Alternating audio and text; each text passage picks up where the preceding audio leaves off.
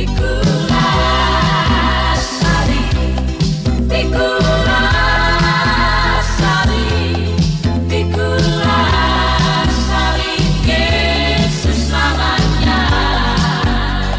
teman-teman YouTube sekalian, terima kasih telah menyaksikan channel YouTube saya ini. Dan saat ini saya berada di Pantai Karangreja. Semoga kita semua dalam keadaan sehat selalu dan diberkati oleh Tuhan kita Yesus Kristus. Jangan lupa subscribe, like, share di channel YouTube saya ini. Terima kasih, Tuhan Yesus memberkati. Amin. Amin. Terima kasih atas kesempatan untuk kita memberikan kesaksian hidup sepanjang minggu ini. Luar biasa dahsyatnya Tuhan di siang hari ini, di cerah hari ini kita datang beribadah, menyaksikan bagaimana cinta Tuhan yang berlaku dalam kehidupan saya dan saudara. Karena hari ini adalah hari kenaikan Sang Pencipta, yaitu Tuhan Yesus Kristus sendiri.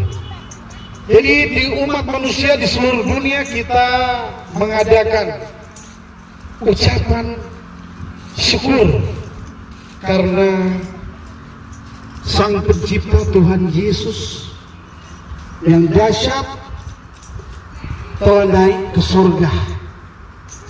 Setiap tahun kita melaksanakan ucapan memperingati hari kenaikan Tuhan Yesus di seluruh dunia.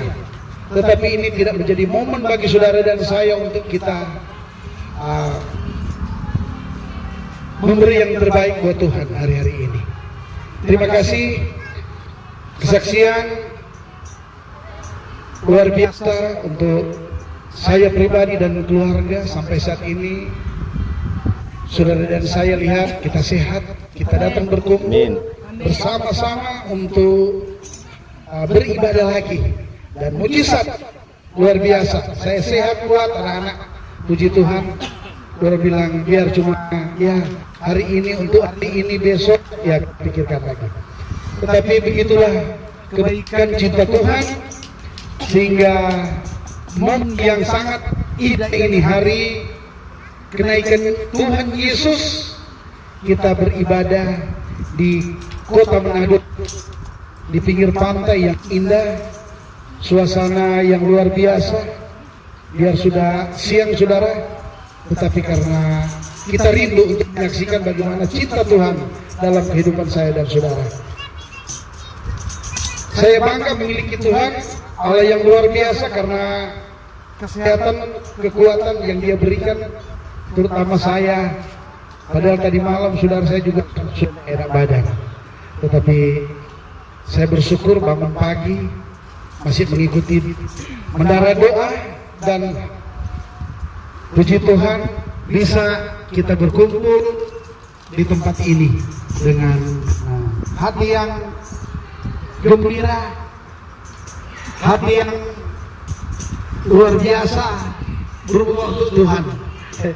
Ya, saya melihat keluarga hamba-hamba Tuhan, para datang pada hari ini adalah gembala-gembala sidang, hamba-hamba Tuhan, ketua wilayah luar biasa. Jadi kita bikin pertama ketua wilayah orang Manado, ketua wilayah di Bitung, tapi bikinnya di Manado. Surprise, karena biasa kita bikin di Bitung, tetapi nggak enak juga karena di Manado ada di air mandi di pertengahan, tapi lebih dekat air mandi di Manado. Kita bikin di sini suasana yang lain, suasana yang indah, biar siang, tetapi panorama laut juga kita tidak ketinggalan. Orang-orang Manado dan Minahasa mereka menuju ke Bitung karena tempat-tempat wisata di sana luar biasa. Mereka juga di sana mereka ibadah memuji nama Tuhan pada hari ini. Terima kasih. Inilah ucapan syukur kami, keluarga kami yang Tuhan berikan yang luar biasa sehat, kuat, dan bisa ketemu dengan saudara-saudara hamba Tuhan. Jadi inilah kesaksian hidup kami yang kami hanya berikan untuk Tuhan Yesus saja. Terima kasih. Tuhan Yesus memberkati. Haleluya, puji nama Tuhan. Haleluya, haleluya, haleluya Yesus. Glory bagi nama Yesus yang menjadi Tuhan dan Juru Selamat kami, kekuatan kami, sumber perlindungan kami. Nyatalah Tuhan bagi kami, bahkan Tuhan nyatalah di tempat ini bagi setiap kami. Lepas pribadi demi pribadi Tuhan, hamba-Mu merindukan urapan Allah mengalir bagi kami semua. Di alam yang terbuka ini Tuhan, kami merenungkan juga ciptaan Tuhan yang begitu sempurna. Kami bisa menikmati ciptaan Tuhan. Terima kasih Tuhan Yesus. Kami percaya tempat ini telah dikuduskan, ditahirkan oleh kuasa darah Anak Domba Allah yang kudus. Demi nama Tuhan Yesus Kristus, bahkan hamba-Mu ini ya Tuhanku. Dari ujung rambutku ya Allahku, ya Bapakku yang kudus, sampai ujung kakiku ya Tuhan, hamba-Mu ada dalam perlindungan-Mu, dalam urapan-Mu. Setiap apa yang hamba sampaikan itu berasal dari hati-Mu dan kerinduan-Mu ya Tuhan.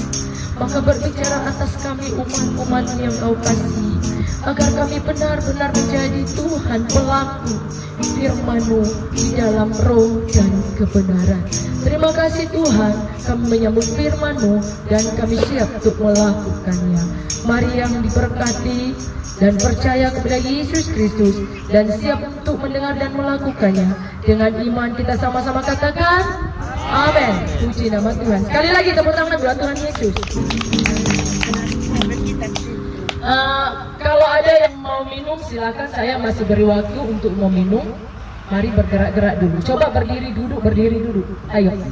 Tidak secara kasat mata. Orang yang punya roh, ya, yang punya roh, dia pasti merasakan bahwa Yesus itu ada. Amin. Iya. Pada waktu Tuhan mau naik ke surga, itu banyak yang ada di bawahnya itu adalah umat-umatnya. Kita semua adalah umat-umat Tuhan, ya.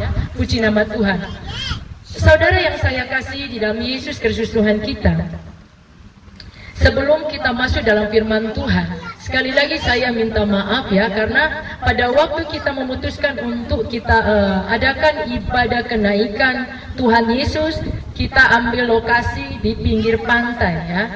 Saya ingat satu perkataan dari Pak Sek bahwa pesisir-pesisir pantai itulah yang kebanyakan pada zaman dahulu tuh orang berjalan menyebarkan firman Tuhan.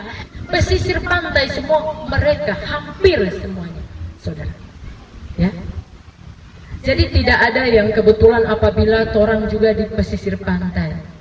Kita menikmati alam yang terbuka pada saat Tuhan Yesus naik ke surga. Di mana saja Tuhan itu ada, saudara. Ya. Sebelumnya kita sadar bersama pada waktu Yesus lahir, ya, kita rayakan pada tanggal 25 bulan Desember, saudara.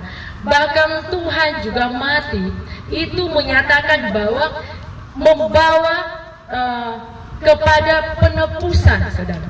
Kelahiran Tuhan dan kematian Tuhan itu membawa umat manusia kepada ketebusan dosa atau penebus dosa. Kita ditebus lewat penderitaan Tuhan yang ada di atas kayu salib yang kasar, saudara. Nah, pada saat Yesus mati di atas kayu salib, kita tahu bersama itu juga terjadi kebangkitan. Dan itu fakta, saudara yang saya kasihi, ya. Manusia. Nah, kebangkitan ini adalah merupakan kesempurnaan Allah untuk apa, saudara? Untuk mengalahkan maut bagi kita semua. Itu adalah kesempurnaan pekerjaan Yesus Kristus untuk mengalahkan maut. Katakan amin. Nah, pada waktu Yesus bangkit dari antara orang mati, itu nyata, saudara. Itu fakta, ya, bahwa Tuhan Yesus kita tuh lahir, kemudian mengalami penderitaan dan mati di atas kayu salib. Bahkan dia dibawa untuk dikubur di batu bukit, saudara.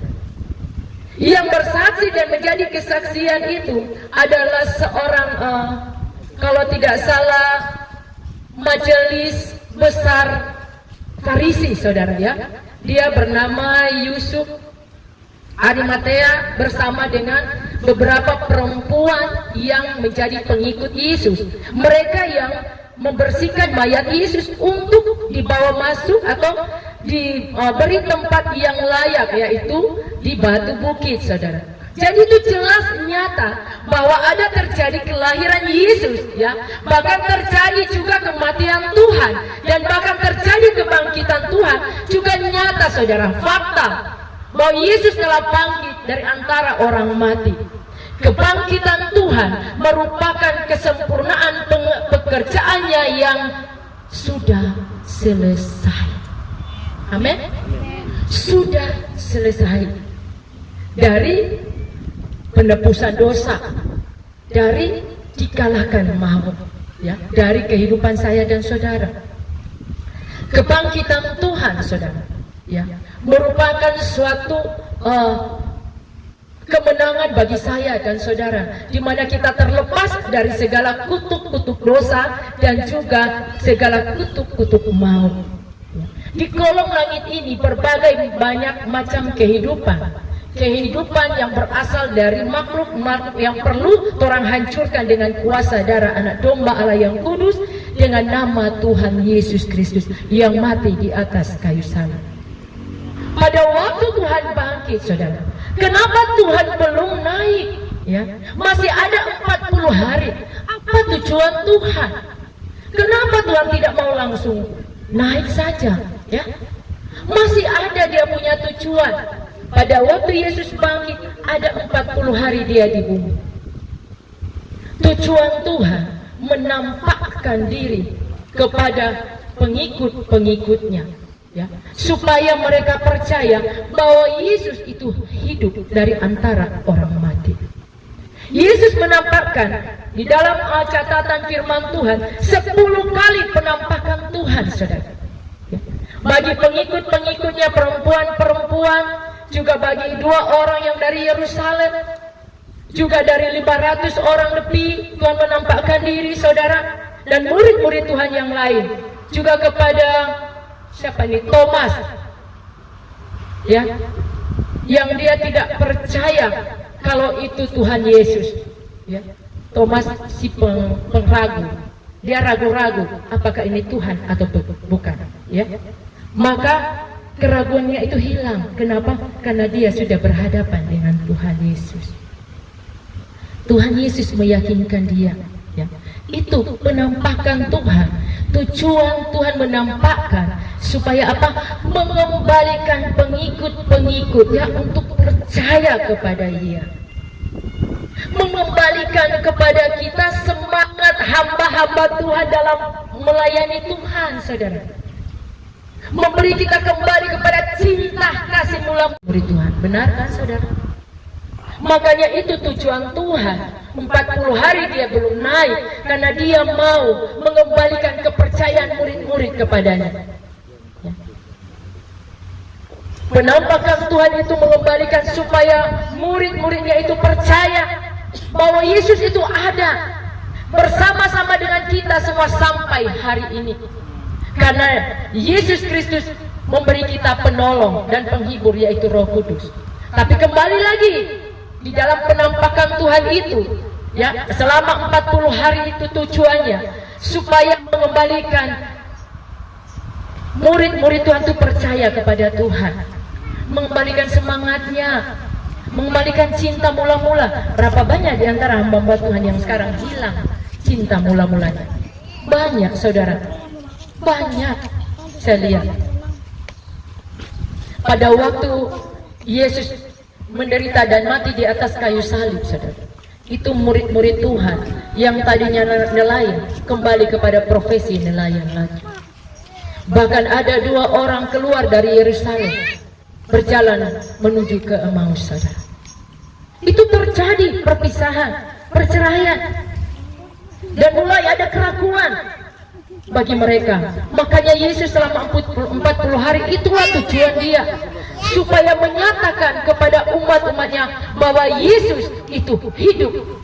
Kita bersyukur, saudara, kalau hari ini kita diperdengarkan kembali firman Tuhan, bahwa fakta nyata kenyataan Yesus naik ke sorga, terangkat ke sorga, dengan tujuan Dia telah menebus dosa saya dan saudara. Dan dia meninggalkan peran Roh Kudus untuk bekerja bagi saya dan saudara, supaya kita tidak ditinggalkan sendirian. Sekalipun kita berkelompok manusia dengan manusia, tapi ingat ada Roh Kudus yang terus bekerja di dalam setiap peran-peran kelompok maupun pribadi-pribadi kita. Tetap menjaga kehidupan yang kudus, saudara yang saya kasihi. Sebab kalau hari ini kita diingatkan, anggaplah pada 2000 tahun yang lalu kita semua ini sementara melihat pengangkatan Tuhan ke sorga, atau Tuhan naik ke sorga. Coba saudara renungkan. Mungkin kalau saudara sekarang ini kita sudah menjadi pengikut Tuhan, murid Tuhan. Coba kita renungkan 2000 tahun yang lalu kalau kita itu hadir di sana. Pada saat kenaikan Tuhan, Tuhan terangkat ke sorga. Pasti kita semua juga sudah menangis, merinding, berteriak, Tuhan, Tuhan Yesus, Yesus. Satu kebanggaan bagi kita orang Kristen, jika kita menjadi utusan Tuhan.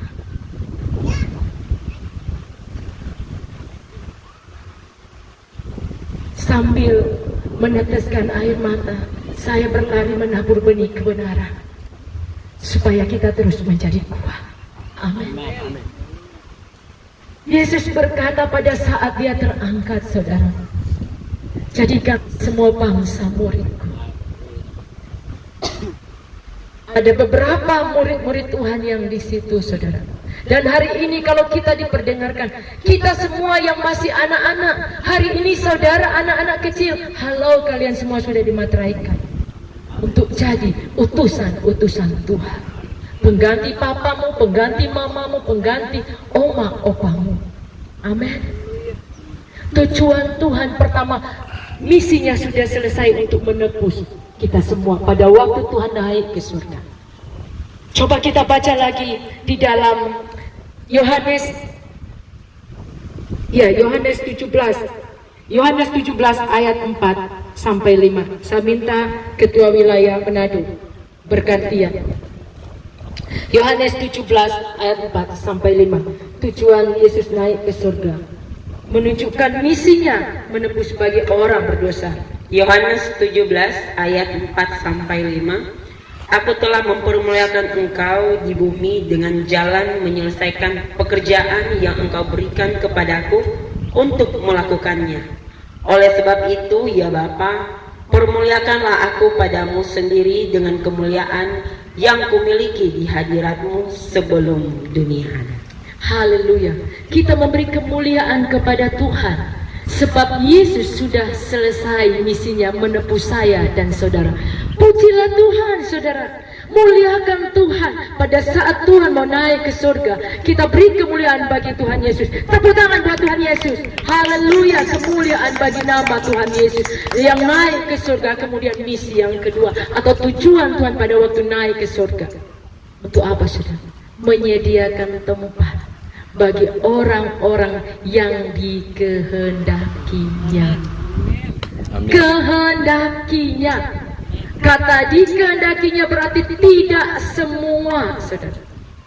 Pada hari ini saudara harus imani, saya dan saudara termasuk orang-orang atau utusan-utusan yang dikehendakinya dipersiapkan tempat di kerajaan surga. Amin. Sebab sedikit lagi waktu Tuhan akan datang, saudara. Amin. Amin. Itu tujuan Tuhan naik ke surga, menyediakan tempat bagi saya dan saudara, supaya kita memuliakan Tuhan. Surga adalah iman kita bahwa itu adalah tempat di mana orang-orang benar, orang-orang kudus akan nantinya menuju ke sana. Namun saudara, ya, yang menjadi pertanyaan, dan banyak hamba Tuhan yang berkata, yakin kamu akan masuk surga? Saya bertanya kepada saudara yang saya kasih, yakin tidak masuk surga? Yakin. Harus amin. Amin. Amin.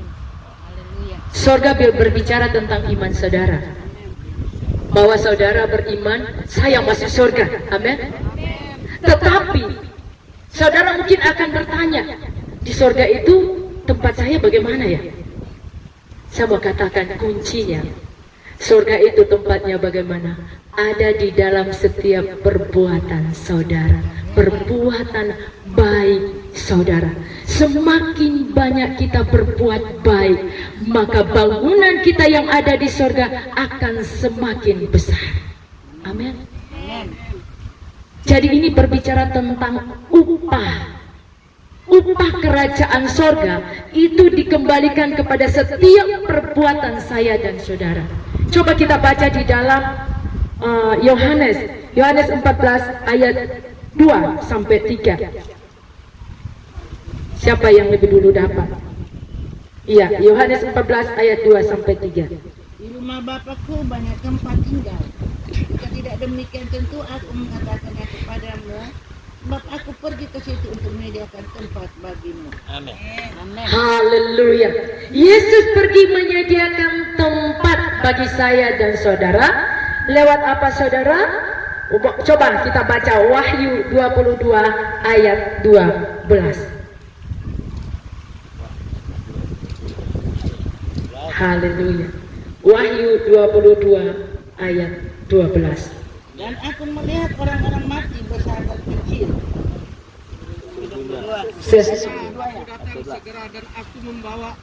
Coba sekali lagi. Ayat 22. Pasal 22 ayat 12. Berdiri, siapa yang mau baca berdiri? Coba berdiri, ya. Sekuat. Sesungguhnya aku datang segera dan aku membawa upah untuk membalaskan kepada setiap orang menurut perbuatannya. Amin. Iya. Amin. Puji Tuhan.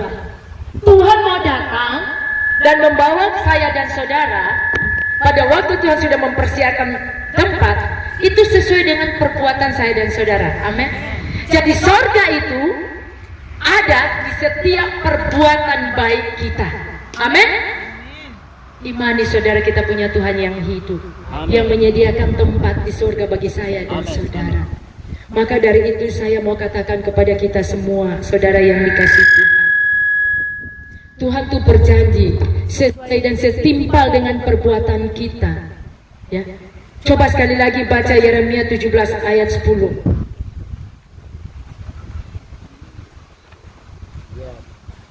Nah, saudara, jadi setimpal dengan perbuatan kita, ya.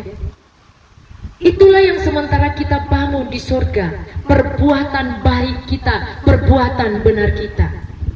Tapi kalau kita di dunia tidak mengikat sesuatu yang baik, yang benar, maka tidak ada di surga. Tapi kalau orang melakukan hal yang baik dan benar, itu terikat di surga. Tapi kalau orang melakukan sesuatu yang jahat, itu terikat di neraka. Jadi mari saudara, Tuhan memberikan setimpal dengan perbuatan saya dan saudara. Itulah sorga yang sementara terbangun di dalam kerajaan sorga yang dipersiapkan Tuhan Yesus Kristus bagi kita semua. Dan sebagai ayat terakhir Filipi 3 ayat 10, maka dari itu Rasul Paulus mengharapkan kepada kita semua, dan itu juga dia dapat hikmat dari Tuhan supaya kita semua mengetahui bahwa harusnya kita mengenal Dia dan hidup di dalam kuasa kebangkitan dan kematiannya. Saya minta satu orang untuk membacanya. Filipi 3 ayat 10. Firman Tuhan, yang ku kehendaki ialah mengenal Dia dan kuasa kebangkitannya, di mana aku menjadi serupa dengan Dia dalam kematiannya. Amin. Haleluya, saudara. Saya berharap kita semua, kalau kita semua ini sudah mengalami bagaimana bersekutu dalam kematian Tuhan, ya, dan menjadi serupa juga dalam kematian Tuhan dan penderitaannya, maka ayo kita sama-sama gunakan kuasa kebangkitan Tuhan yang membawa kemenangan bagi kita semua. Saudara yang saya kasihi, firman Tuhan mengajak kita semua supaya mari dalam setiap kehidupan kita ingat bahwa Yesus lahir, Yesus mati, menderita, bangkit dan hidup dan naik ke surga. Semuanya dia kerjakan hanya untuk saya dan saudara. Amin. Amin. Supaya kita tidak binasa. Supaya tempat kita tidak neraka. Maka Rasul Paulus juga berkata, mari mengalami Tuhan. Hanya mereka yang bisa mengalami Tuhan yang akan bertahan dalam pencobaan hari-hari ini. Hanya mereka yang mau bersekutu dalam kematian dan penderitaan Tuhan. Mereka bisa bertahan dalam pencobaan-pencobaan. Mereka yang mengalami kuasa kebangkitan, mereka dapat menghancurkan segala penghulu-penghulu di udara dan kuasa-kuasa kegelapan. Roh-roh antikris bisa dikalahkan dengan kuasa kebangkitan Tuhan Yesus. Maka mari saudara yang saya kasihi, karena tadi firman Tuhan berkata, 40 hari Tuhan kenapa belum naik ke surga? Karena dia mau meyakinkan kembali murid-muridnya bahwa dia hidup, dia ada bersama-sama dengan saya dan saudara. Terjadi cerai-berai pada waktu Yesus menderita dan mati di atas kayu salib.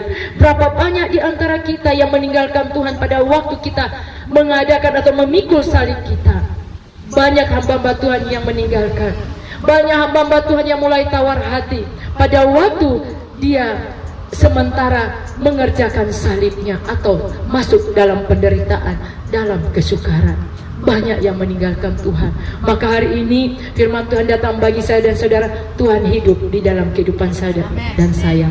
Maka firman Tuhan berkata, hidupku ini bukannya aku lagi, melainkan Kristus di dalam aku. Amin. Firman.